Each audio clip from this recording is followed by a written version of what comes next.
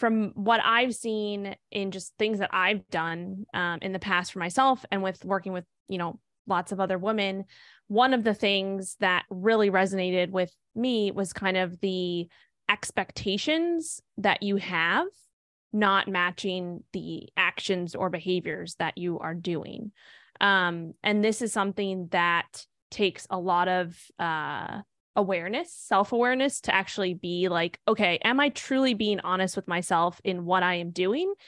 And are my actions truly aligned with the goals that I have? Because sometimes and are you being honest about that? Because sometimes it's like, we think that we're doing all the things, but in the reality, it's like, if we actually go and audit ourselves and realize too that this, body composition is not only fat loss, right? Changing your body composition does not just come down to fat loss. Building muscle and having enough muscle is what is going to really dictate your actual body composition and how you look. So we'll talk a little bit more about that as well. But something that is really important, I think, is just the self-awareness side of things, and really being super, super honest with yourself in what you're doing and taking the time to audit the things that you have set in place to make sure that your actions are actually aligning with what you feel that you're doing, or what your mind is like, hey, I'm doing this. I'm working towards this goal. I'm in this fat loss phase, but are the things that you're literally, truly actually doing aligned with those goals?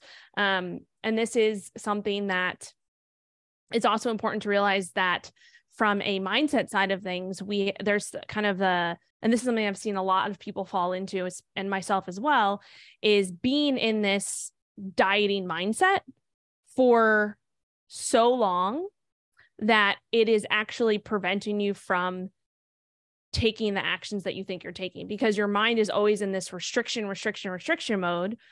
And it becomes hard. The longer you're in that, the longer you're constantly restricting, the less results you're going to get, because it's going to become harder and harder to stick to what you're doing. And we'll talk about this a lot, but so I guess that's kind of just following up there. And then with actions matching your expectations, right? So this is something that I heard somebody say a while ago, and it really had me thinking.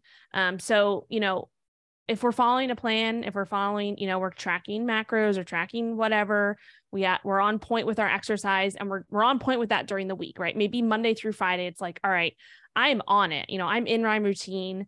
And then we talk about the weekends. The weekends are always the harder part for most people and a little bit more variable. And sometimes, we go off plan, which is not always the end of the world.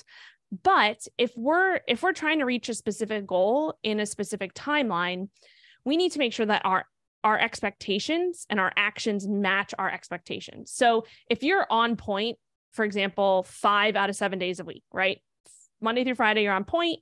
And then Saturday and Sunday, or maybe it's Friday and Saturday, it's a little bit, variable. And maybe you're on point Monday through Thursday and Sunday. However, that's 5 out of 7, right? If we do some math there, that's about 70%, right? 70% of the week you're dialed in, and 70% is a C minus. However, if you are expecting to get A results or A plus results, and you're constantly getting a C minus, those actions are not aligning with the expectation.